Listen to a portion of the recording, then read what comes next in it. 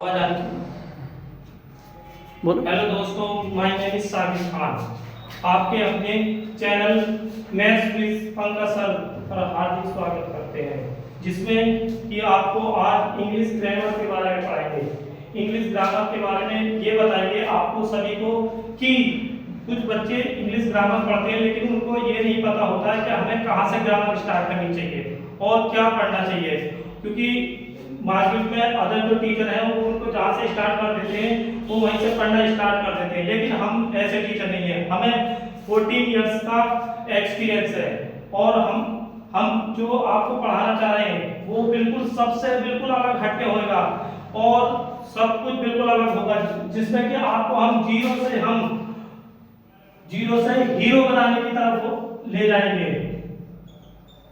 जब आप इधर पहुंच जाओगे तो आपको समझ आ जाएगा कि हम क्या सिखाना चाह रहे हैं आपको, जिसमें कि हम ग्रामर में कुछ टॉपिक लिए हैं जो मोस्टली ज़्यादातर स्टूडेंटों को पढ़ने चाहिए और उनकी समझ में भी नहीं आता है कि हम क्या पढ़ें क्या छोड़ें, लेकिन ऐसा नहीं होता। हम आपको आज बताने जा रहे हैं। सबसे पहले हम इंग्लिश ग्रामर में सबसे पहले पार्ट ऑफ स्पीच, जिसमें पार्ट ऑफ स्पीच में हमारे नाउन, प्रोनाउन, एडजेक्टिव, एडवर्ब ये सभी टॉपिक आते हैं। और उसके बाद हम टेंस कुछ बच्चे टेंस सीखने के बाद ये कहते हैं कि हम पूरी तरह से इंग्लिश सीख गए कि हम अच्छे से इंग्लिश बोल सकते हैं, लेकिन ऐसा नहीं होता। फिर उसके बाद सेंटेंस, कुछ बच्चे इन दोनों में डिफरेंस नहीं शो कर पाते कि टेंस और सेंटेंस में क्या डिफरेंस होना चाहिए। फिर उसके बाद number 4 active and passive voice. कुछ बच्चे मोस्टली ये करते हैं कि डायरेक्टली जो एक्टिव पैसिव स्टार्ट कर देते हैं पढ़ना, लेकिन ऐसा नहीं होता। इसके लिए हमें कुछ टॉपिक पढ़ने पड़ते हैं, जैसे कि हमारा अगर टेंस क्लियर है तो हम एक्टिव पैसिव को समझ सकते हैं।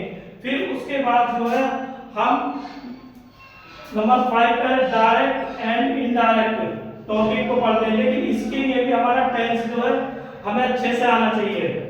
इसके बाद हम डिटरमाइनर्स पढ़ाएंगे, मॉडल्स पढ़ाएंगे, जिसमें can, could, may, might, shall, should, will, would ये चीज आती है। अब हम आपको एक टॉपिक के बारे में बताएंगे जो कि हमें सभी को पढ़ना चाहिए और उसके साथ साथ हमें सीखना चाहिए। ये सभी एग्जामों के लिए है, यहाँ तक कि आपको जैसे कि मान के चलो 6 से लेकर 12 तक और जो भी कॉम्पिटिटिव एग्जाम होते हैं उनके लिए भी अवेलेबल है। अब तो हमने आपको बताया था टेंस। कुछ बच्चे ये सोचते हैं कि टेंस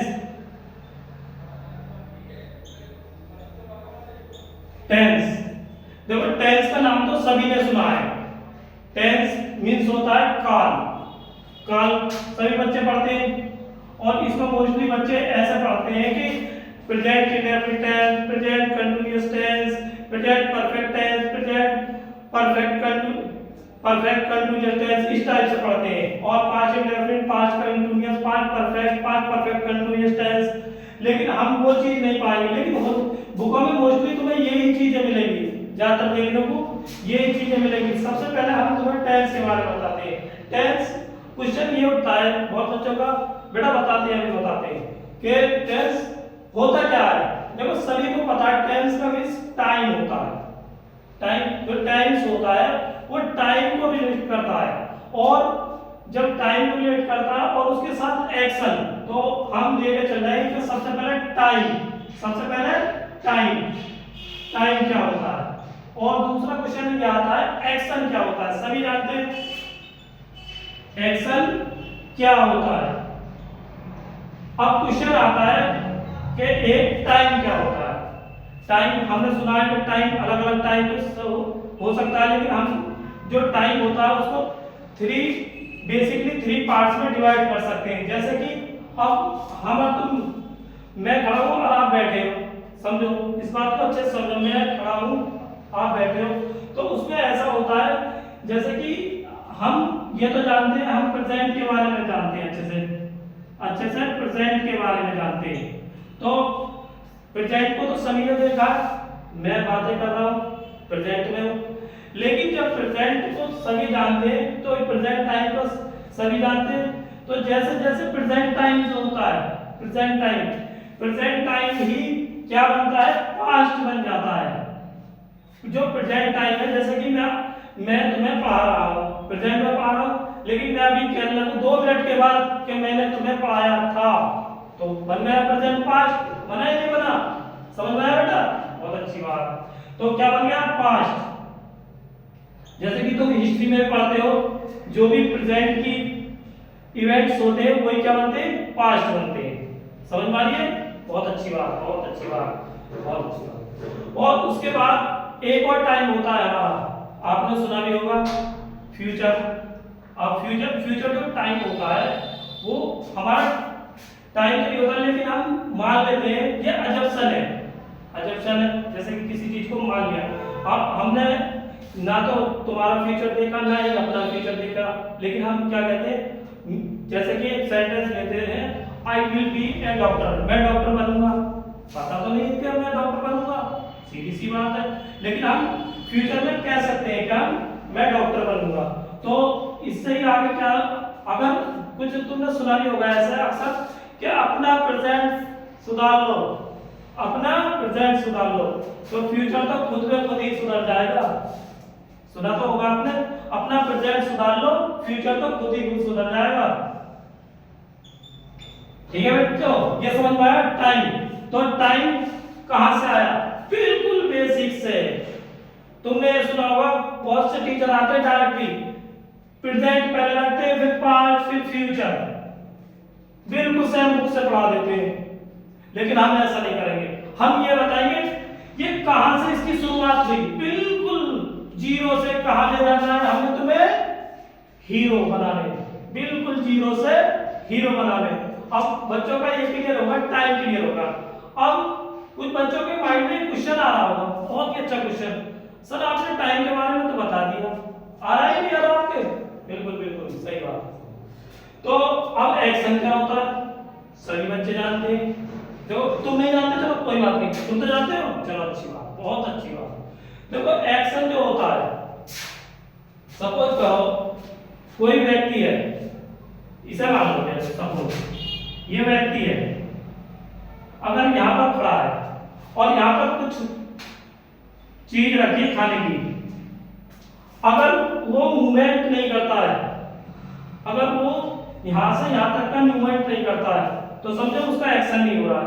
अगर उसने मूवमेंट कर लिया, अगर उसने मूवमेंट कर लिया तो उसका एक्शन हुआ, तो इसी को क्या नाम देंगे हम, कि कंटीन्यूअस प्रोसेस। तो निकल कर आया, ये निकल कर आया। जब कोई भी हम काम करते हैं तो कुछ ना कुछ तो प्रोसेस होता है, तो वो जारी रहता है। सपोज करो कि उसे चीज खानी है, तो उसने मूवमेंट करा, उस चीज को खाया, लेकिन तो इसी को हमने क्या नाम दिया, कंटीन्यूअस। सभी बच्चे जानते हैं कंटीन्यूअस प्रोसेस, प्रोसेस, तो इसी को नाम दिया आपने कंटीन्यूअस प्रोसेस। अब सभी के समझ में आ रहा होगा कि कंटीन्यूअस नाम सुना। अब तुम्हें ये समझ में आएगा कि ये चीजें आई कहां से, हम वहां से बिल्कुल बेसिक से लेकर चलते हैं।